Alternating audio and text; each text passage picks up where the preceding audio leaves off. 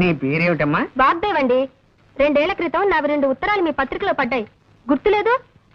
గుర్తుంది. లేకే కేవలం ఆ ఉత్తరాల వల్లే మా పత్రిక సర్క్యులేషన్ 10,000కి పడిపోయింది. నువ్వేనా తల్లి? ఏం కావాలి? ఇదిగోండి. ఏమిటది? నేను ఈ మధ్య కొన్ని కవితలు రాశాను, మచ్చుక్క ఒకటి వినిపిస్తాను, వినండి. ఆకాశం రంగు నీలంగానే ఎందుకుంటుంది? ఎర్రగా ఉంటే బాగుండదు గనక. రక్తం ఎరుపు రంగులోనే ఎందుకుంటుంది? నీలంగా ఉంటే బాగుండదు గనక. మల్లె తెల్లగానే ఎందుకుంటుంది? నల్లగా ఉంటే బాగుండదు గనక. ఈ విన్నా కూడా నేను ఎందుకు బతికే ఉన్నాను? నాకు చావు రాలేదు గనక. చాలా బాగుందండి.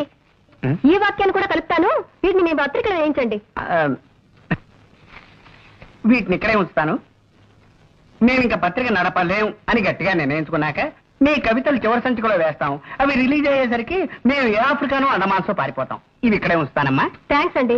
పోతే ఎవరు పోతేనమ్మా? నేనా? ఇది కాస్త తినండి. పోవడానికేనమ్మా? నేనే స్వయంగా తయారు చేసిన స్వీట్ అండి. వంట వార్పు శీర్షికలో మీరు ప్రచురించాలి. అరటిపండు లంబా లంబాని దీని పేరు పెట్టాను. అరటిపండు లంబా లంబానా? ఈటర్ బొందా బొందా అనకపోయావు. అలాగే ప్రచురిస్తానమ్మా. మళ్ళీ తినడం ఎందుకు రిస్క్? జీవితం మీద ఆశ ఉన్నవాడిని. ఇది ఇక్కడే ఉంచమ్మా. వస్తానండి.